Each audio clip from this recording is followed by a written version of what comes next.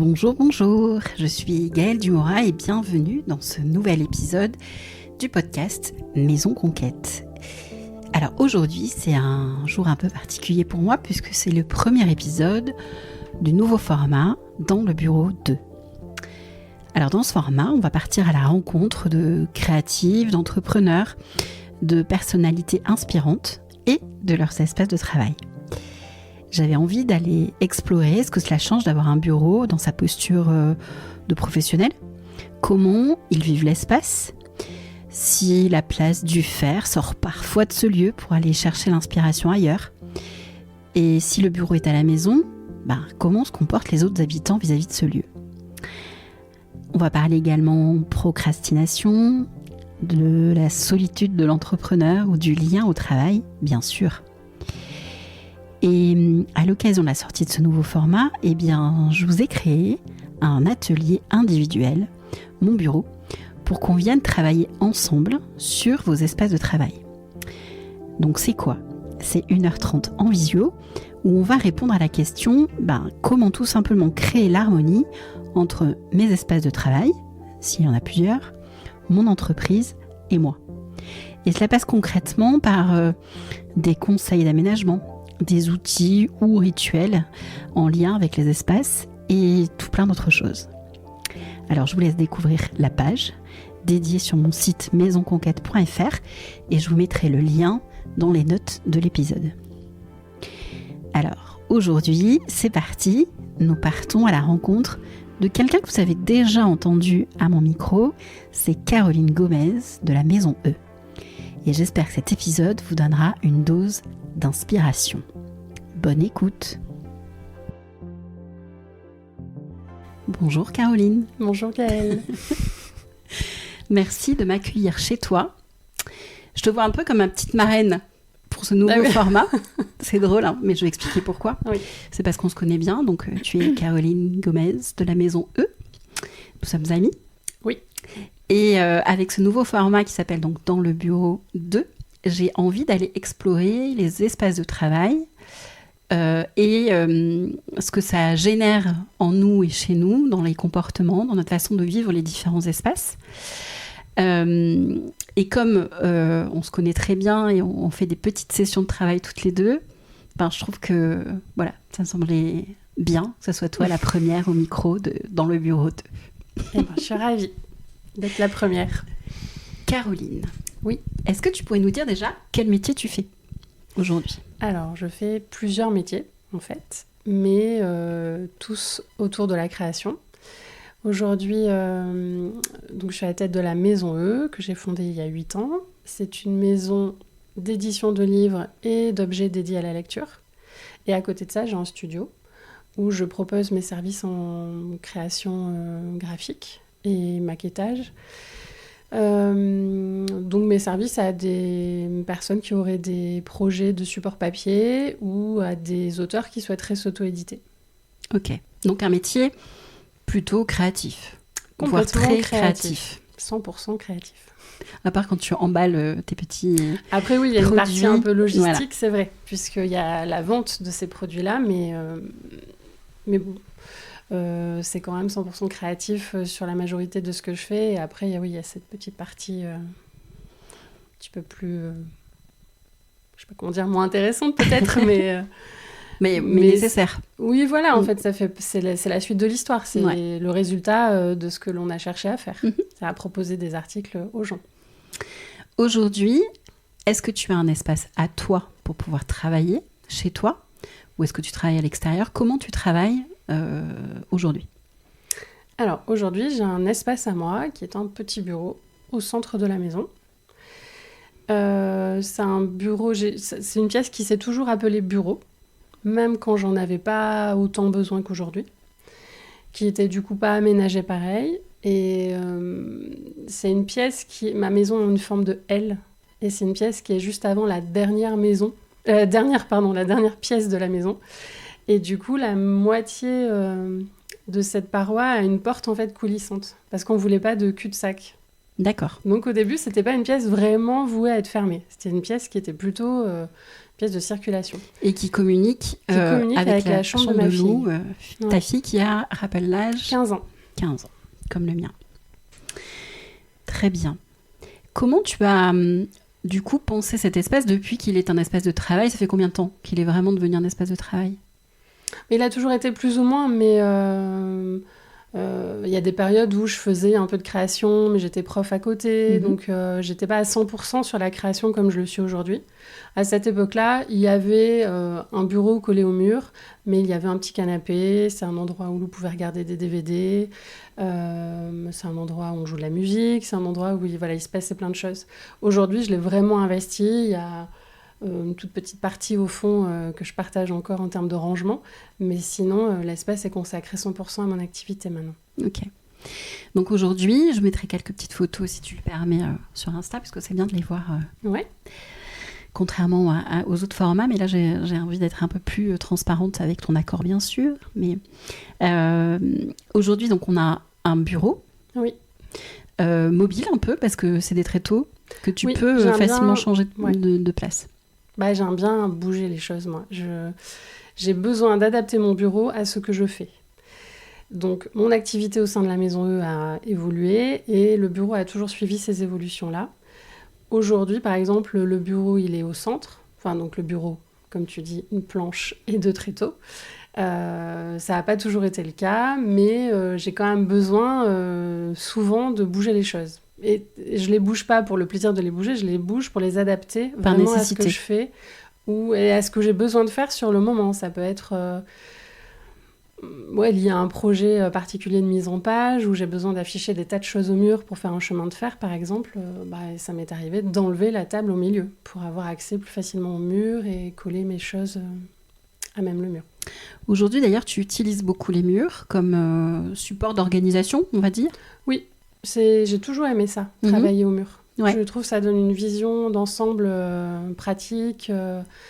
Tout est plus limpide, je trouve, quand on commence à mettre au mur. Moi, j'adore écrire sur... Enfin, j'écris sur une feuille qui est collée au mur. Je n'écris pas sur les murs. Je T'as n'ai pas jamais 2 dit ans. que c'était pas bien? Je n'ai pas 2 ans, mais...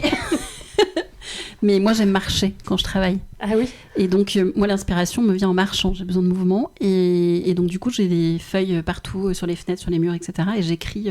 D'accord. Voilà, il me faudrait un tableau blanc géant, une pièce tableau blanc peut-être, je ne sais pas. Mais en tous les cas, c'est hyper visuel, en fait. Et moi, ça m'aide à me concentrer. Ouais, et moi, c'est plutôt sur des petits supports. Mhm. Et ensuite, je vais les organiser au mur. Parce que j'ai besoin de pouvoir les enlever et les amener avec moi. Souvent, souvent quand je pars le week-end, si je suis pendant une période où je gamberge, où c'est en train de mijoter comme ça dans ma tête, une période d'incubation, et je prends tout avec moi. D'accord. J'ai besoin de ça. Parfois, je les ouvre pas. Mais le fait qu'ils soient avec moi, c'est comme si je cassais pas le fil. Et tant que je suis pas au bout de mon truc, j'ai besoin de pas rompre le fil. D'accord. Ça veut donc dire implicitement que tu es la team papier-crayon. Beaucoup, 100% papier-crayon. Ouais. Hein. Enfin, j'ai évidemment beaucoup de choses à l'ordi, mais oui. Dans la phase de création, complètement papier-crayon. D'accord. Papier de couleur, voilà, c'est un univers qui est quand même très... de 1001 tailles. Très coloré. Oui. Dans ce bureau, on retrouve aussi en fait tous les produits que tu as créés récemment, toutes les créations que tu as faites avec la Maison E.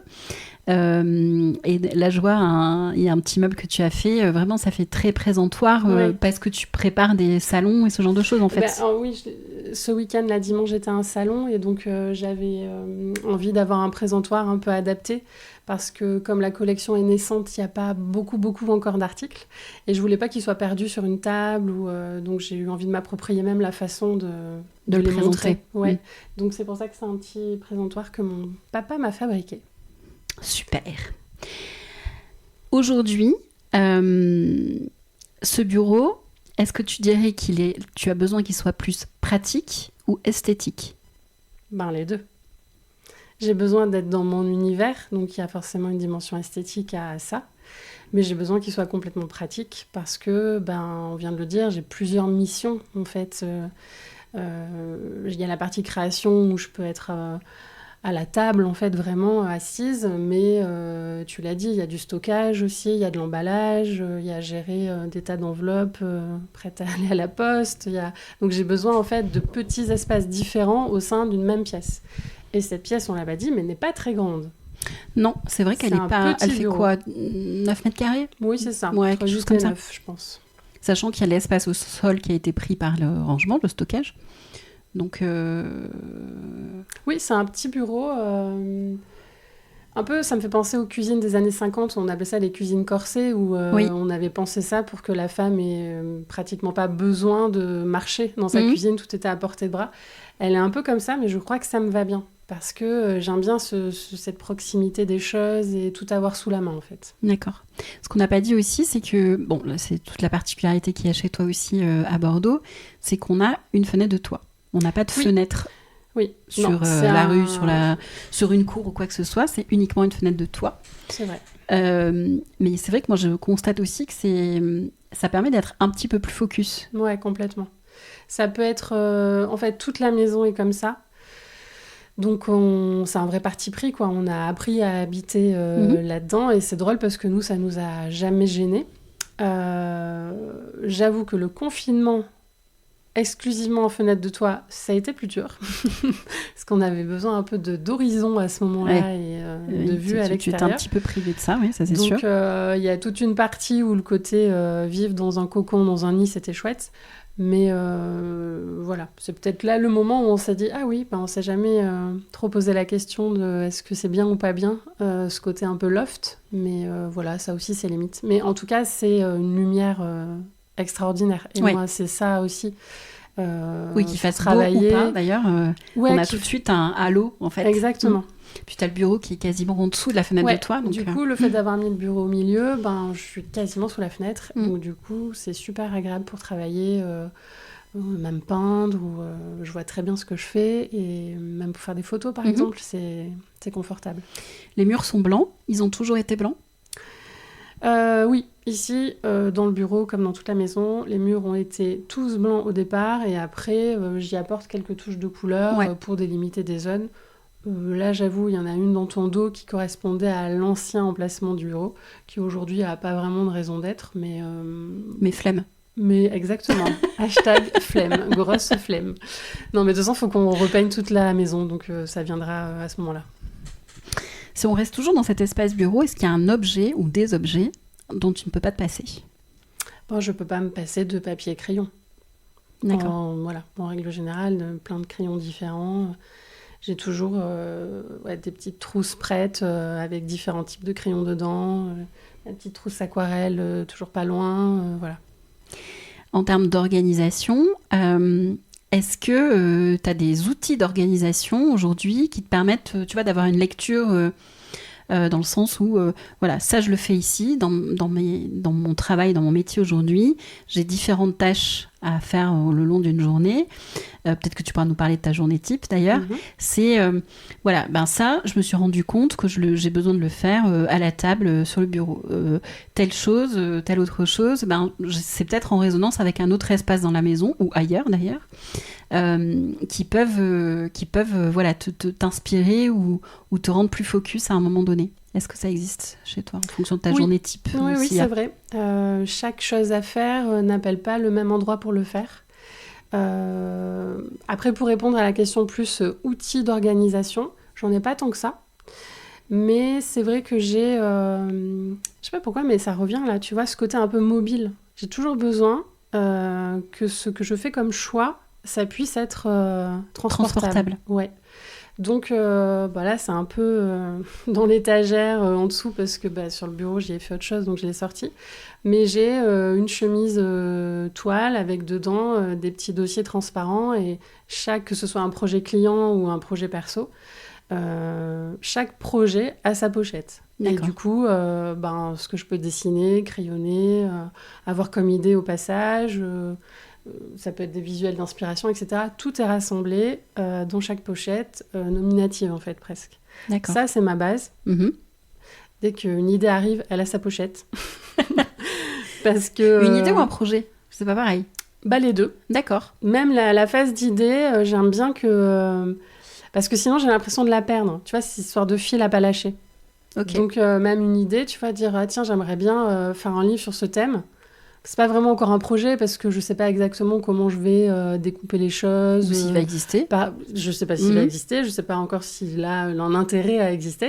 Mais tiens, je sais pas, j'ai n'importe quoi, un livre sur la joie, je vais mettre joie sur ma petite chemise en plastique et hop, je vais glisser toutes mes idées, mes petits mots. Les photos, s'il y a photo, voilà. Peut-être, exactement. Et du coup, je me dis que il n'y a jamais rien sans rien, donc peut-être qu'un jour, cette pochette, elle servira. Et pourquoi tu as la volonté que ça soit mobile, du coup ? Parce que concrètement, c'est mobile comment ? C'est mobile pour aller au café du coin ? C'est mobile pour aller à Pontinx, dans les Landes ? C'est mobile dans quel sens ? C'est mobile pour effectivement le fait que tous les week-ends, on part dans les Landes. Donc, j'ai besoin d'amener les choses avec moi. Parce que, faut se le dire, il n'y a pas vraiment de week-end quand on est dans la création, quel que soit le jour de la semaine. Si ton idée est en tête, ton idée est en tête. C'est vraiment comme une capsule où les choses incubent et puis ça prend le temps que ça prend, mais tu peux pas t'arrêter. Tu te mets pas le cerveau. Tu baignes avec ça parce que tu fermes la porte du bureau. Exactement. Donc en fait, je crois que c'est ça. C'est juste parce que c'est créatif et que j'ai pas envie. Mais je ne pourrais pas, de toute façon, arrêter de penser à ça. Et quand est-ce que tu juges qu'une pochette qui a été mobile pendant un temps n'a plus besoin de l'être ? Alors, à quel moment elle s'ancre quelque part ? À la poubelle ou ailleurs, mais... j'ai un peu de mal à jeter, mais on va dire qu'en fin d'année, je fais un petit tri un peu plus sévère comme ça. À l'extrême, quand le projet est fini, évidemment. Mais ça peut être des fois, quand je maîtrise super bien quelque chose, j'ai plus besoin d'avoir mes petites notes tout le temps avec moi. C'est un côté de réassurance, en fait. Oui, je pense que c'est tant que je suis pas complètement ancrée dans le truc, j'ai besoin d'y réfléchir, d'annoter, de refaire, de défaire, tu vois. D'accord. Je me laisse toujours cette possibilité de repenser, d'ajouter, d'enlever, voilà. De travailler encore et encore sur la chose, la peaufiner. Je comprends.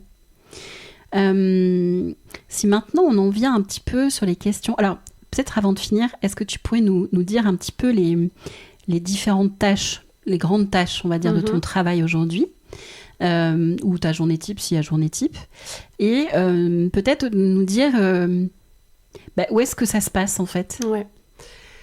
Alors, là, il y a deux grandes familles. Il y a est-ce que c'est pour moi ou est-ce que c'est pour les autres ? Si c'est pour les autres, c'est vraiment à mon bureau. C'est ici que ça se passe. D'accord. Je vais pas du tout arriver à le faire ailleurs. Ah, c'est marrant. Ouais. C'est comme si, je sais pas, il y a quelque chose d'un peu plus carré, parce que la demande, elle est définie aussi. C'est ça qui est plus simple. On me demande de faire, par exemple, une mise en page, créer une identité de marque ou... faire de l'illustration, là, dernièrement, par exemple, je vais pas réussir à faire ça le week-end dans les Landes ou ailleurs dans la maison ou dans un café. Ça va être ici, à des heures de bureau. Vraiment le truc hyper carré, quoi. Ouais. C'est marrant. Donc ça, c'est si c'est pour les autres. Si c'est pour moi, alors là, c'est différent, parce que suivant la phase où j'en suis dans ce process de création, je vais pas être au même endroit. L'idée, elle va partir d'ici. Voilà, je suis à mon bureau, je dis tiens, ce thème, ça m'intéresse, cette envie, tiens, je ferais peut-être ça. Voilà, ok, on a semé une graine, ça va germer. La pochette existe. La pochette arrive. L'étiquette est posée, le mot est posé, on a un thème. Après, je rentre dans une phase où j'ai besoin de fouiller. Tu vois, c'est comme un archéologue, je vais ouvrir 50 bouquins, regarder 1001 sites... lire beaucoup de choses, écouter souvent aussi beaucoup de choses, etc., en parler. Et alors là, j'adore travailler sur mon lit. Parce que c'est un endroit, je sais pas, c'est grand, je peux tout étaler, je peux être en tailleur, donc c'est presque à la même hauteur que moi. Il y a quelque chose de pas... c'est comme un plan. Voilà. Comme un peu un mood board à l'horizontale, quoi. Oui, quelque part. En fait, je suis dans le mood board. Ouais. C'est ça le truc. Ouais. Je suis au milieu des livres, etc. Quand je suis à mon bureau, je suis devant. Je suis face à eux. Oui, ton positionnement n'est pas le même. Le positionnement n'est pas du tout pareil. Comme ton positionnement quand il s'agit de travailler pour un client, il n'est pas le même non plus. Non, c'est pour ça que je pense qu'il y a ces distinctions. C'est que quand c'est pour un client, ça demande, ça vient de lui, c'est hyper précis, il a besoin de moi pour faire telle chose. Donc, je me concentre pour répondre au mieux à sa demande. Alors, c'est marrant parce que j'ai l'impression que quand c'est un client qui s'adresse à toi, il s'adresse à l'adulte. et quand c'est quelque chose pour toi, on peut s'adresser à l'enfant. Ben, on s'adresse à l'intérieur moi. de toi. Oui, Non, mais je vois hein. très bien ce que tu veux dire. Tu Tu as raison. On s'adresse à moi Enfin, personne ne s'adresse à moi d'ailleurs. Je m'adresse à moi. Je m'auto-adresse. Je m'auto-adresse dans mon intégralité. Donc, ma part enfant autant que ma part adulte. Et je pense que dans la création, il faut quand même souvent aller chercher qui on est vraiment. Et qui on est vraiment, ça nous ramène aussi à l'enfance et à nos envies de ce moment-là et à notre vraie nature. Donc, oui, tu as raison. Je pense qu'il y a complètement de ça, quoi. D'accord. Il y a d'autres tâches quelque part ou pas nécessairement. Donc là, on a vu le process. C'est la pochette avec joie. Ouais. C'est la recherche sur joie dans le lit. Il n'y a pas de projet sur la joie actuellement. Non, mais c'était vraiment un exemple. C'était un exemple. Mais après l'étape de je suis dans mon mood board, assise sur mon lit au milieu de tout mon truc éparpillé autour de moi, et l'autre étape, c'est qu'il faut que je mette de l'ordre dans tout ça, que je vois comment ça s'articule. Et alors là, ça me rappelle vraiment quand j'ai écrit L'épaisseur des jours. Le livre là, qu'on peut retrouver sur ton site. Ouais, un livre qu'on peut retrouver sur mon site. C'était très long parce que, il y avait une pochette, je ne sais pas quel nom elle avait, peut-être texte, juste, tu vois, où longtemps, j'ai écrit des petites choses sans savoir du tout que j'allais en faire un livre. J'ai écrit des petites choses parce que j'avais envie d'écrire des petites choses, parce que ça me venait et que j'avais pas envie de les oublier. Puis cette pochette, je pouvais plus la fermer au bout d'un moment. Et donc, il y en avait partout sur des morceaux de blocs, de cahiers, derrière des tickets de caisse. Enfin, c'était vraiment n'importe quoi. Donc, j'ai tout réécrit sur des petits papiers bleus que j'avais choisis. Et j'ai accroché tous ces petits papiers sur le mur de mon salon. J'ai enlevé les tableaux qui étaient là. Donc, j'avais un immense moodboard blanc à moi. Et c'est resté longtemps accroché là, et je bougeais les papiers. Tiens, celui-là, il va avant celui-là. Tiens, celui-là, il va avec celui-là. Et j'ai construit, en fait, la trame un peu narrative, le fil conducteur de tous ces petites pensées, ces petites observations, comme ça, en fait. D'accord. Justement, ça peut faire un lien avec... moi, ce qui m'intéresse aussi, notamment quand on a un bureau chez soi, c'est le lien que l'on tisse entre ce bureau, ce qu'il symbolise, ce qu'il signifie pour toi, et le lien qu'on peut avoir avec les autres membres de la famille.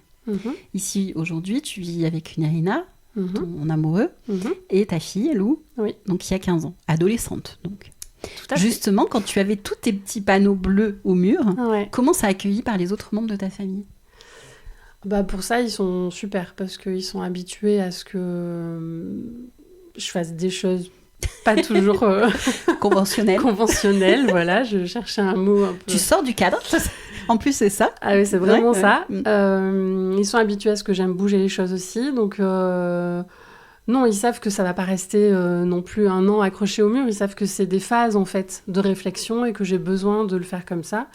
Et que chacun utilise l'espace de la maison comme il en a besoin. Donc, ça pose pas du tout problème. Non, vraiment. D'accord. Ça les amuse de me voir bouger un truc, en coller un autre.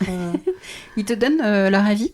Tu leur parles du projet ? Je leur demande souvent. Ouais. Tu dis, voilà, bon, là, j'ai le projet éventuellement de penser à un livre. Je raconte pourquoi je fais ça, je leur demande ce qu'ils en pensent. Non, j'aime bien échanger avec eux parce que... j'ai deux profils différents. J'ai Nirina qui n'est pas du tout dans le milieu de la création, enfin d'un point de vue professionnel en tout cas. Il a sa sensibilité, donc je sais que ce qu'il va me dire va être intéressant, mais en tout cas, il baigne pas du tout dans ce milieu-là. Et j'ai Lou qui est jeune, donc, mais qui est très créative.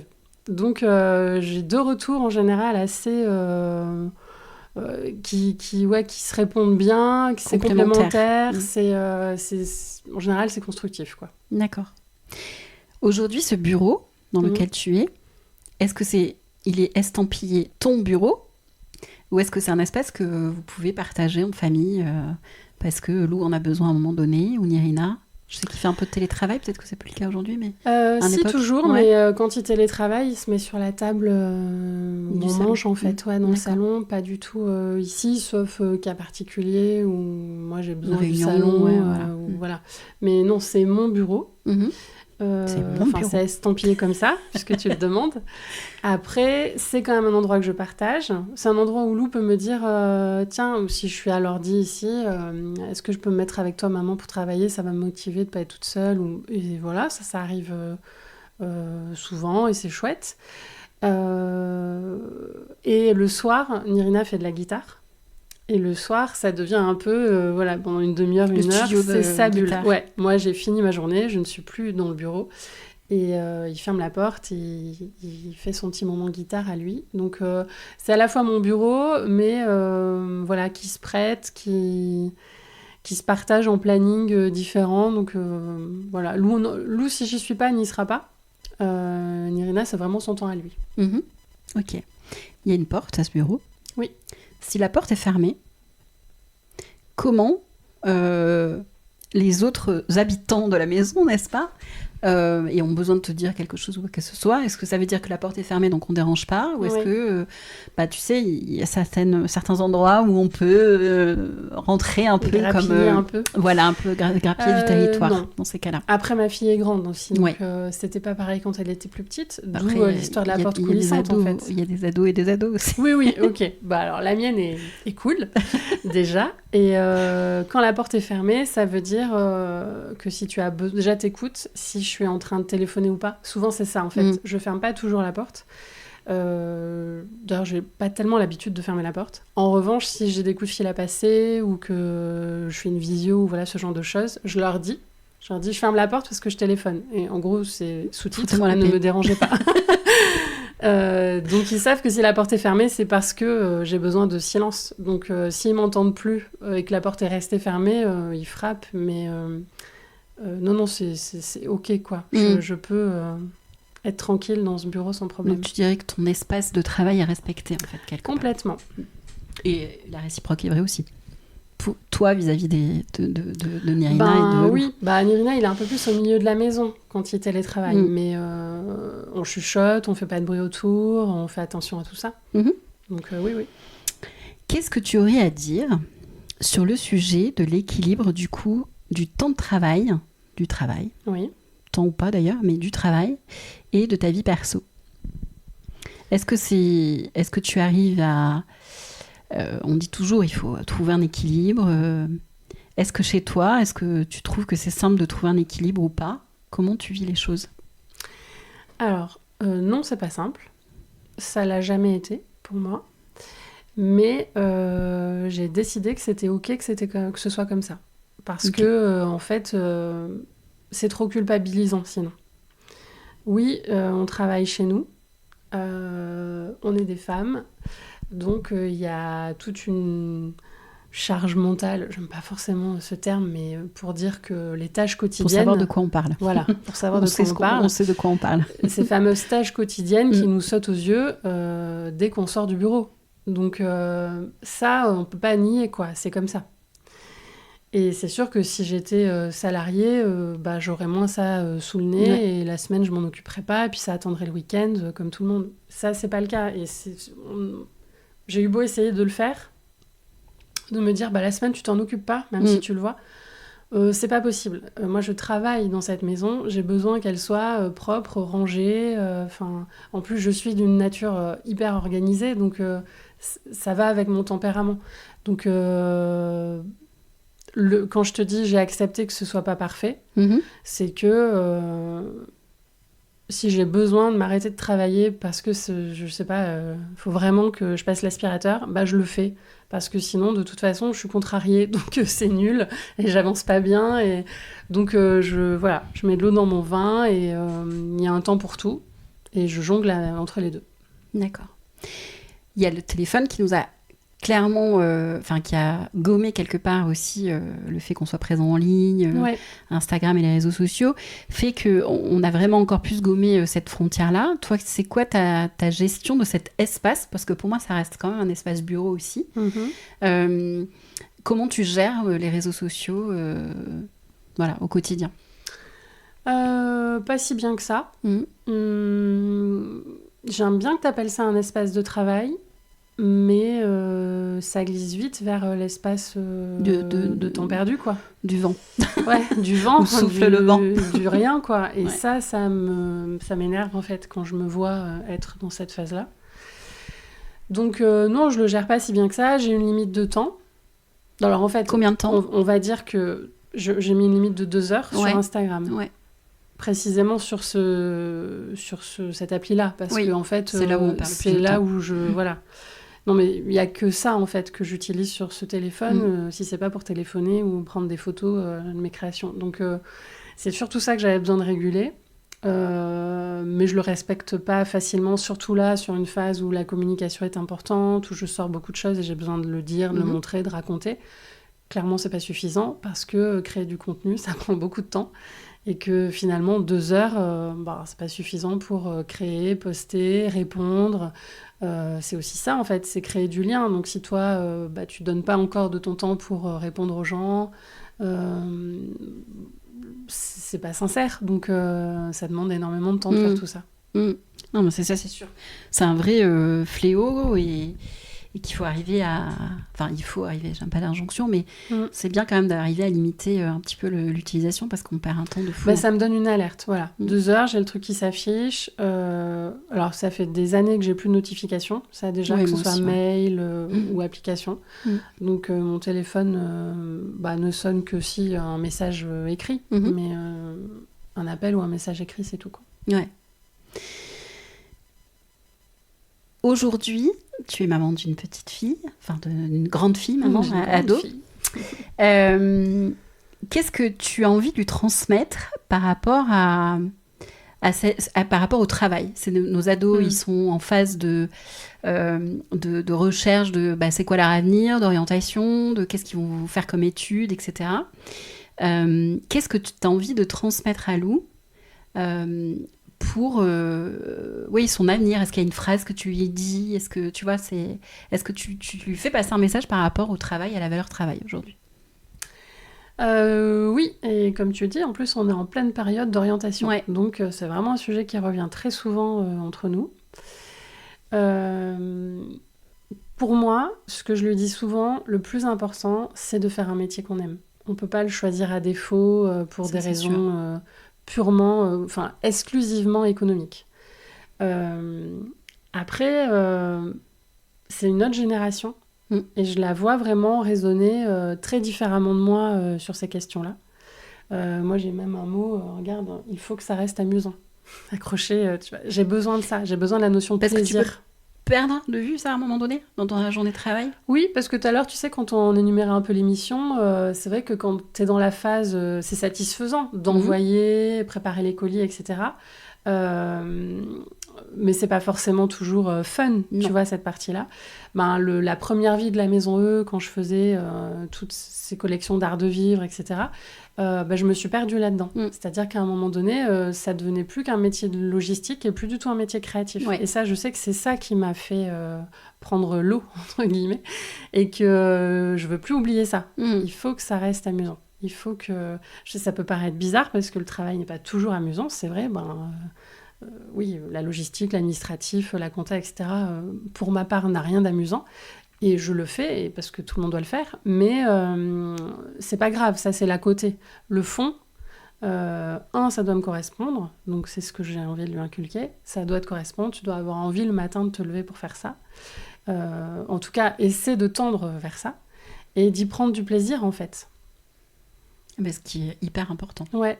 Moi, je rajouterais une chose, et ce que je dis souvent à Maxence, c'est que tu as le droit de te tromper aussi.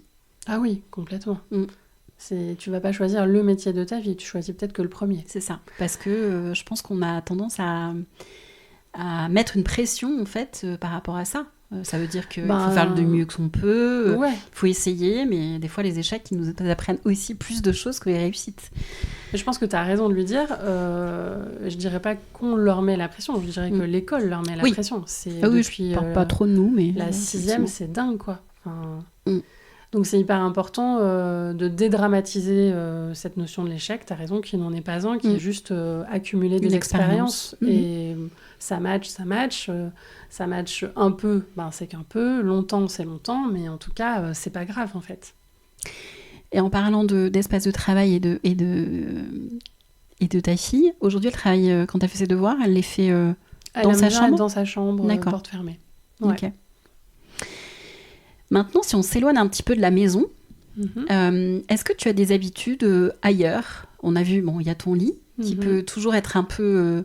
on peut se dire, le lit, on peut pas bien travailler dans un lit parce que le lit, c'est le repos. Mais moi, je trouve ça génial justement, au contraire, d'avoir une autre vision des choses. Est-ce qu'il y a d'autres lieux ? Je sais pas, un café. Voilà, il y a chez toi aussi à Pontinx, parce que je pense que tu n'as pas du tout la même manière de travailler là-bas. Non. L'inspiration est plus fluide là-bas, je trouve. Ici, on va dire que je trame, je construis, j'organise, je mets en page, voilà. Tout ça, je peux aussi le faire là-bas. Mais là-bas, il y a quelque chose de l'ordre un peu plus de l'accouchement créatif ou de tirer le fil d'une idée, de se poser des questions, de fouiller en moi, qui est beaucoup plus facile. D'accord. Mais parce que, ça on l'avait déjà dit dans un épisode, je mettrai le lien sur les notes de l'épisode, n'est-ce pas ? Mais je pense que Pontinx, pour toi, la maison E là-bas, c'est l'endroit de l'être. Ouais. Et ici, c'est plus du faire. Oui, c'est vrai. Et donc, je pense que la fluidité, elle est beaucoup plus facile, du coup, dans la maison de l'être que dans le faire. Parce que quelque part, t'as raison. ça touche à la créativité, au final. Oui, en fait, c'est deux... Enfin, c'est l'espèce de fluidité qu'on imagine dans la créativité, c'est quelque chose de... C'est de l'eau qui coule, en fait. Le faire, c'est un peu plus laborieux, c'est un peu plus... Non, mais t'as raison, mais c'est les deux faces d'une même pièce, c'est-à-dire que les deux sont nécessaires. Bien sûr. Aide à ce que les idées ne restent pas des idées, mais deviennent des projets, des expériences, etc. Donc, c'est un super combo. Carrément. Ouais. Et est-ce qu'il y a d'autres endroits ? Est-ce que tu as l'habitude de travailler dans des cafés ou pas du tout ? Ou tu n'arrives pas à te concentrer Ouais, non. Je vais puiser l'inspiration dehors. Je peux aller dans un café, à la librairie, je sais pas, faire des expos ou simplement me balader. Mais je travaille rarement à l'extérieur. Après, j'ai toujours un petit carnet dans mon sac. Donc, on te fait confiance sur le sujet. Donc, je Même peut-être des pochettes transparentes avec un nom. Non, ça va. Mais des petits carnets, oui, où j'écris des choses qui me passent par la tête ou une référence que j'ai envie d'aller creuser après tranquillement chez moi. Mais non, je travaille vraiment pas trop à l'extérieur. Même, tu vois, j'avais essayé à un moment donné d'aller en bibliothèque. Le problème, c'est que dès que je suis avec des gens, je suis attirée par l'idée de regarder les gens. Je n'arrive pas à être concentrée. Même lire un livre, à la terrasse d'un café, je peux pas, en fait. Moi, je suis attirée par la personne qui passe, la conversation d'à côté. Et les gens, justement, ce que tu vois, que ce soit des gens, une expo, etc., est-ce que ça vient pas nourrir ton inspiration ? Bah si. Mais que tu vas ressortir, en fait, sur ton lit. C'est ça ? C'est le chemin, alors, il est là ? C'est bizarre comme image. Non, mais... Mais oui. Oui, en tout cas, ça reste de l'inspiration. Ouais. Je flâne, en fait. J'ai le nez en l'air, j'écoute, je regarde, mais c'est sûr que c'est nourrissant, en fait, c'est pas grave. Mais oui, tu le disais, ça peut être un peu contre-productif, cette idée de travailler sur son lit, parce que le lit, on l'a dit, c'est fait pour se reposer. Mais je suis hyper productive quand je suis dans cette phase où je suis sur mon lit avec tous mes trucs autour et je peux parfois abattre une quantité de choses à faire hallucinantes que je ne ferais pas à mon bureau, quoi. Puis il n'y a pas d'ancrage avec le sol sur le lit. Ouais. Ça, je trouve que je suis sûre que ça a un lien. Ce côté, soulevé... je sais... Mais tu vois, c'est encore une histoire de... C'est un petit espace. Tu vois, j'aime le bureau corsé, mais le lit aussi, j'aime l'idée que ce soit un peu délimité. À la fois, c'est grand, je peux m'étaler, mais c'est pas non plus infini. Mais je crois que ça me va bien, ce truc-là. Et oui, comme je te disais, ça me rappelle beaucoup un film que j'adorais quand j'étais petite, que j'ai beaucoup regardé, qui s'appelle L'apprentie sorcière. Je sais plus du tout de qui c'est. Mais je ferai mes petites recherches. Les références. Ouais. Et c'est l'histoire d'un lit, en fait, qui permet... C'est un film moitié dessin animé, et c'est l'histoire d'un lit qui permet aux personnages de vivre des aventures dans le monde animé, justement, en s'échappant du monde réel. Et c'est un lit un peu à l'ancienne, fer forgé, tu vois, avec des barreaux. Et au bout du lit, au niveau des pieds, tu as 2 boules de part et d'autre des barreaux. Et en fait, tu as une des boules qui est un peu magique. Et quand tu la visses ou tu la dévisses, je ne sais plus. Quand tu la tournes. Voilà, quand tu la tournes, elle devient magique et elle fait décoller le lit. Donc la fenêtre a été préalablement ouverte et hop, tout le monde s'en va. Et je crois que vraiment, ça... Je sais pas, ça m'a plu. De toute façon, c'est très rare que je regarde beaucoup de fois quelque chose. C'est pareil, c'est comme un livre. Je relis rarement plusieurs fois un livre. Et ce film-là, je l'ai regardé, mais des dizaines de fois. D'accord. Et je pense que ça, ce côté, allez, on part à l'aventure. Mais ça a réveillé ton imaginaire, en fait, très certainement. Ça fait totalement appel à l'imaginaire, au tout est possible. Et à ce truc un peu infini. Et voilà, donc toutes ces choses autour de moi sur le lit, y a pas de limite à la créativité. Je me laisse aller à toutes mes idées et j'y vais à fond, quoi. Je comprends. Non, l'image est jolie en plus, je trouve. Non, mais clairement. Et que... mais c'est marrant que ce que tu disais tout à l'heure, c'est le fait de, quand c'est une commande client, de pas le faire dans le lit, parce que ton client, au fond, il sait pas que tu travailles dans ton lit. C'est comme s'il y avait quelque chose qui regarde à travers la fenêtre de toi et qui dit... Tu travailles dans ton lit, je te vois, tu vois. Non, ça fait un peu ça, c'est marrant. Mais je pense que c'est dans les postures que l'on a, les attitudes, ça dit des choses. Mais là, il n'y a personne qui te voit. Il n'y a que toi. Alors, il n'y a que toi qui te vois et qui te juge. Non, c'est vrai. Mais je pourrais pas... Après, c'est pas grave. Hein. Non, c'est pas grave. J'essaie juste de voir si vraiment c'est aussi scindé comme ça dans mon esprit.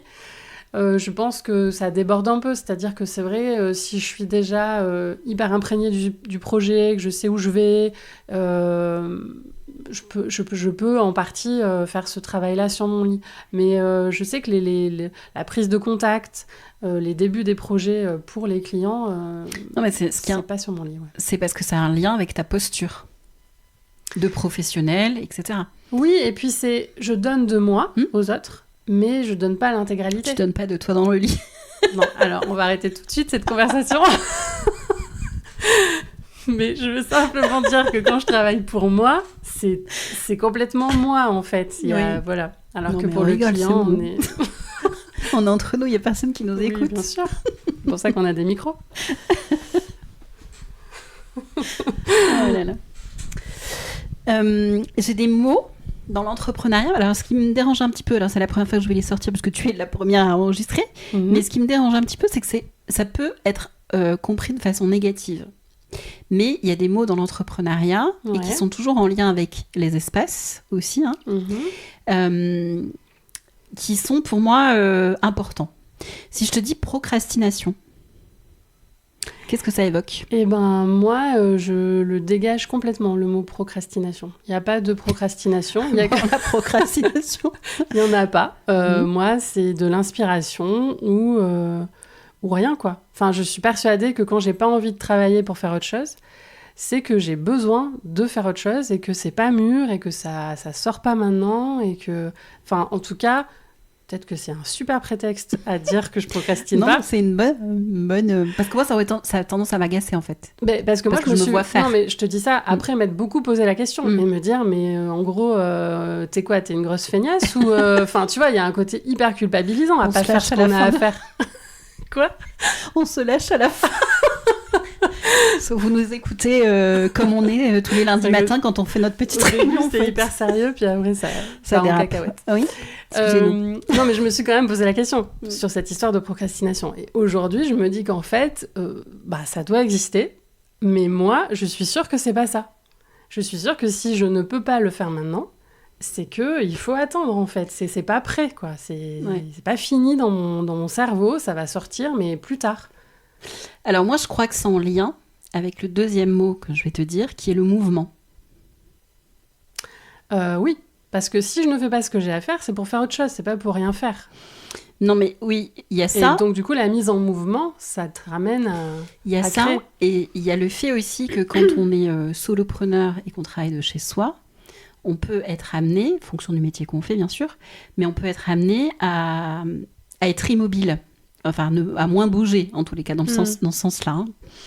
Et le fait de ne pas avoir de mouvement, ça réveille pas le cerveau. On est une espèce de routine, en fait, un petit peu. Et moi, j'ai constaté que dès que je sors, que je mets du mouvement, la procrastination s'arrête. Quand je reviens chez moi, bien sûr. C'est que ça casse ce cercle-là. Ouais, mais pour moi, le mouvement, il n'est pas que physique. Là aussi, c'est peut-être une belle excuse, mais c'est que... En le disant, je me dis, ouais, c'est un peu facile tout ce que tu réponds. Mais vraiment, je le pense comme ça. C'est que le mouvement, il peut être... Enfin, regarder un film, c'est pas du mouvement. Mais pour moi, c'est pas procrastiner non plus, ça peut être vraiment une source d'inspiration. Alors, moi, je parle pas du mouvement nécessairement faire un effort physique. Non, mais tu disais par exemple sortir de chez moi, mais ça peut être aussi ne pas sortir de chez moi. Ouais. Alors, moi, c'est très en lien avec le fait de sortir, en fait. Oui, mais toi, t'as dit que tu travailles en marchant, donc je comprends. Enfin, t'as quand même besoin de ce rythme. Oui, mais j'ai tendance à me couper de ça, en fait, de ce besoin-là. Et donc, du coup, bim, il y a le lion en cage qui se remet en... Donc, il tourne. Donc, quand c'est le lion en cage, procrastination, il tourne, il se met à tourner, et là il faut qu'il sorte parce que sinon il va bouffer quelqu'un, tu vois. Non, mais je vois très bien, mais en fait du coup ce qui est hyper important, et c'est génial parce que là on se ressemble pas pour le coup, il y a deux exemples différents, c'est qu'il faut arriver à comprendre quel est notre propre rythme. Mais bien sûr. Et c'est en ça que pour moi aujourd'hui je dis non mais je procrastine pas, j'ai compris comment je fonctionnais. Mais c'est aussi de voir aussi la résonance qu'il y a avec le lieu qu'on investit en fait pour travailler, mais bon, pour vivre bien sûr, mais pour travailler aussi, et la façon dont on aménage, dont on vit ces espaces-là en fait. Parce que des fois, effectivement, tu as des personnes qui sont très ordonnées, etc. Et c'est un gros bazar dans leur bureau, ou la façon de gérer leur dossier client, etc. Donc c'est hyper important parce que ça dit beaucoup de choses de nous. Et c'est effectivement, et c'est pour ça que j'ai vraiment voulu faire ce type de format-là, parce que je pense qu'on a des choses à apprendre de nous en observant notre façon de travailler et nos espaces de travail, comment on les vit. Parce que je pense que la procrastination peut venir aussi d'un aménagement de bureau, en fait. Parce que toutes les personnes qui travaillent, par exemple, face à un mur, c'est peut-être parce qu'il manque de perspective, tu vois. Enfin, je comprends. Il y a plein de choses, en fait, à voir et à observer qui sont intéressantes. Moi, je trouve que ce que tu fais, c'est hyper intéressant parce que, effectivement, le bureau dit de nous beaucoup de choses. Mais c'est intéressant aussi parce que au fil de tous les témoignages que tu vas avoir, ça va, j'espère, aussi amener à déconstruire certaines idées qu'on a. C'est-à-dire que oui, je travaille sur mon lit, et mais moi ça me va hyper bien. J'ai failli, mais tu vois, moi je l'ai osé chez moi là. En même temps. Mais et avant je l'aurais jamais dit parce que c'est culpabilisant. Tu vois, c'est comme tu travailles chez toi, tu as le temps de faire autre chose que travailler. Bon, tout ça, stop, en fait. Voilà. Qu'est-ce qui me va à moi et comment je suis efficace ? Parfois, je suis efficace en m'arrêtant, effectivement. Peut-être que j'ai besoin de sortir, m'aérer l'esprit, faire autre chose. Peut-être que j'ai besoin, je sais pas, regarder un film, aller voir une expo, peu importe. Mais c'est une des libertés que l'on a. Mais on serait bien bête de ne pas nous écouter et d'en profiter. C'est sûr, oui. Surtout qu'en plus... il n'y a personne au-dessus du Vélux qui est en train de te juger. On a quand même tout le poids du regard de la société qui est elle est sortie à 16h faire une balade, elle ne travaille pas, elle fait ce qu'elle veut. Quoi. Ouais. Enfin, c'est juste que travailler seul, c'est aussi parfois... ça nous grignote en fait. Oui. Donc on a besoin d'aller puiser un peu l'air et l'échange ailleurs. Quoi. Mais ça fait le lien avec un autre mot qui est la solitude. C'est qu'on a cette sensation-là aussi de porter beaucoup de choses, de tout porter professionnellement parlant, et que par moments, quand on travaille seul chez soi, on peut ressentir cette solitude. Ouais.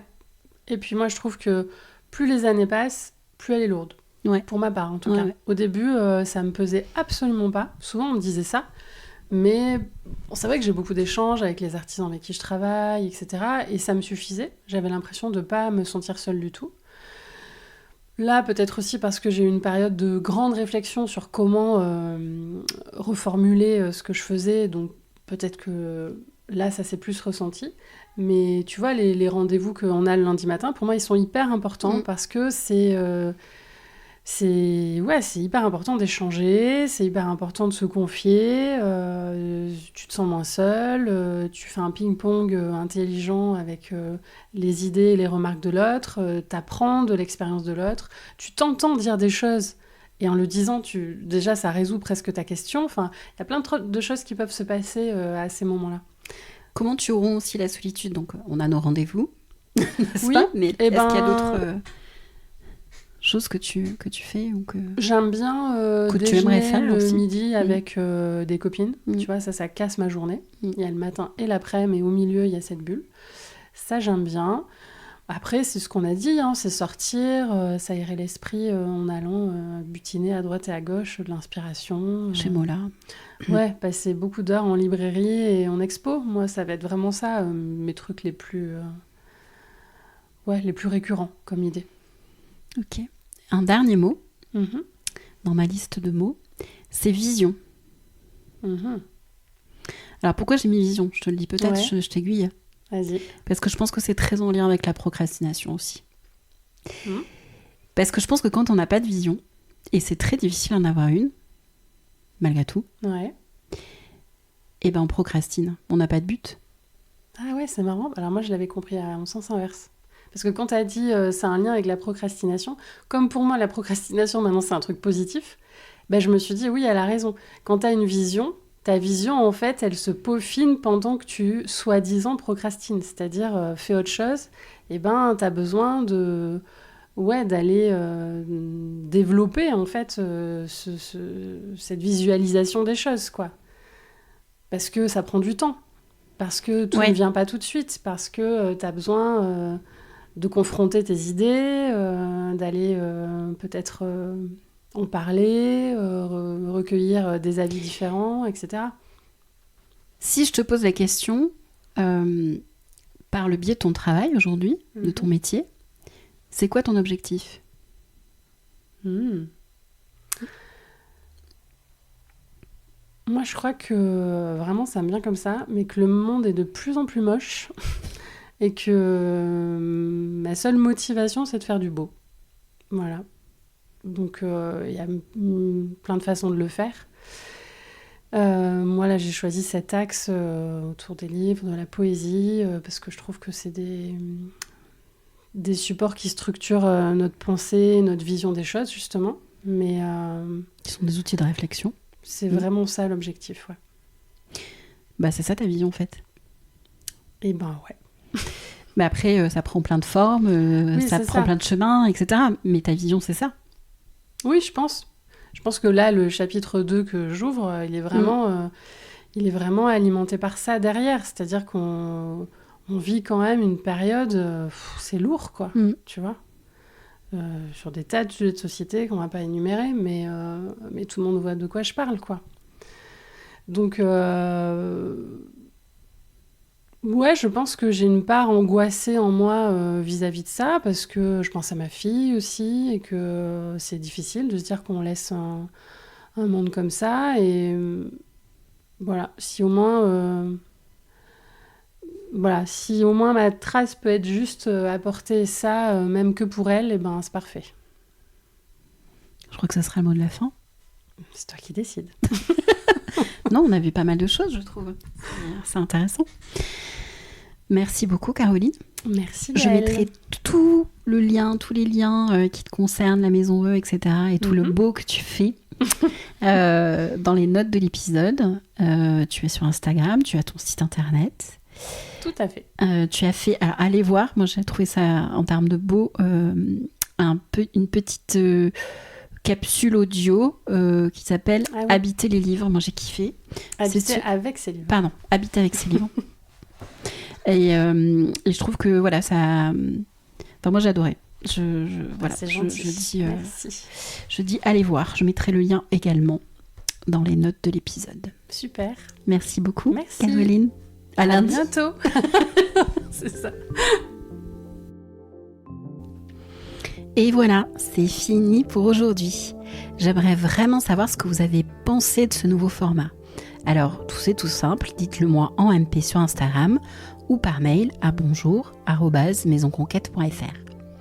Et n'oubliez pas, si vous avez envie de travailler sur votre bureau, eh bien j'ai créé spécifiquement pour vous un atelier.